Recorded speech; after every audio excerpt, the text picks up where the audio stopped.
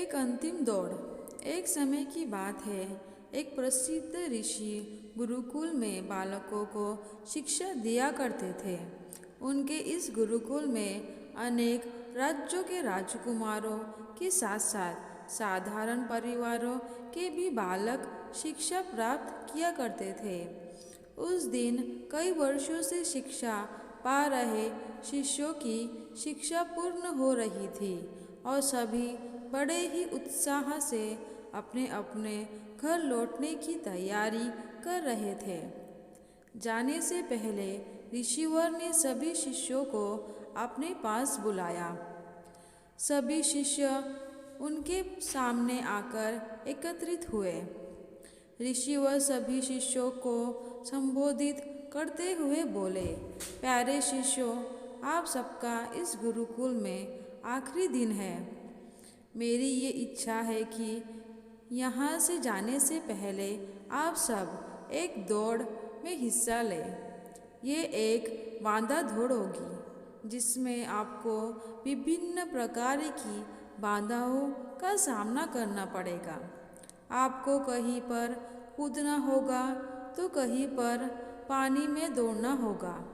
सारी बाधाओं को पार करते हुए बाद अंत में आपको एक अंधेरी सुरंग मिलेगी जो आपकी आखिरी बाधा होगी। उस सुरंग को पार करने के बाद ही आपकी दौड़ पूर्ण होगी। तो क्या आप सब इस दौड़ में शामिल होने के लिए तैयार हैं? शिष्य एक स्वर में बोले, हाँ, हम तैयार हैं। दौड़ शुरू हुई। सभी तेजी से भागने लगे।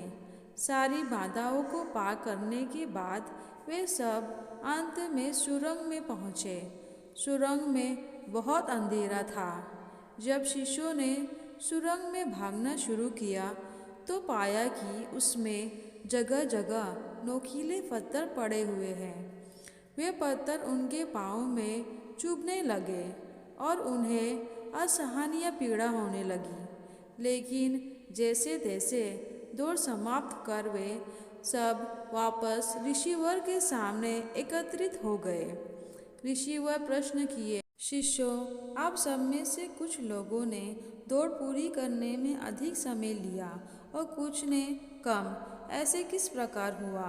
एक शिष्य बोला, गुरुवर, हम सभी एक साथ ही दौड़ रहे थे, लेकिन सुरंग में पहुंचने के बाद स्थिति बदल गई। कुछ लोग दूसरों को धक्का मारकर आगे निकलने में लगे हुए थे, तो कुछ लोग संभल कर आगे बढ़ रहे थे। कुछ तो ऐसे भी थे जो मार्ग में पड़े पत्थरों को उठाकर अपनी जेब में रख रहे थे ताकि बाद में आने वालों को कोई पीड़ा न सहनी पड़े। इसीलिए सबने अलग अलग समय पर दौड़ पूरी की। पूरी बात सुनने के बाद ऋषिवर ने आदेश दिया, शिवर, ठीक है, अब वे लोग सामने आए जिन्होंने मार्ग में से पत्थर उठाए हैं और वे पत्थर मुझे दिखाएं। आदेश को सुनने के बाद कुछ शिष्य सामने आए और अपनी जेबों से पत्थर निकालने लगे, लेकिन उन्होंने देखा कि जैसे वे सब पत्थर सामने रखे थे, असल में वे तो बेशकीमती हीरे थे।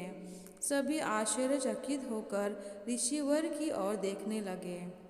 ऋषिवर ने बोला, मैं जानता हूँ कि आप लोग इन हीरों को देखकर आश्चर्य में पड़ गए हैं। ऋषिवर ने बोला, इन हीरों को मैंने ही सुरंग में डाला था। ये हीरे उन शिष्यों को मेरा इनाम है जिन्होंने दूसरों के बारे में सोचा। शिष्यों, ये दौड़ जीवन की भाग दौड़ को दर्शाती है, जहाँ हर कोई कुछ न कुछ पाने के लिए भाग रहा है, किंतु अंत में समृद्ध वही होता है जो इस भागम भाग में भी दूसरों के बारे में सोचता है और उनका अच्छा करता है। अंत जाते जाते ये बात अच्छे से समझना चाहिए कि जीवन में कामयाबी की इमारत खड़ी करने समय उसमें परोपकार की ईंट लगाना ना भूलें। अंत में वही आपकी सबसे अनमोल जमा पूंजी होगी। अगर आपको यह कहानी पसंद आए तो प्लीज़ लाइक, शेयर और सब्सक्राइब कीजिए। मेरी ये कहानी सुनने के लिए आपका बहुत बहुत धन्यवाद।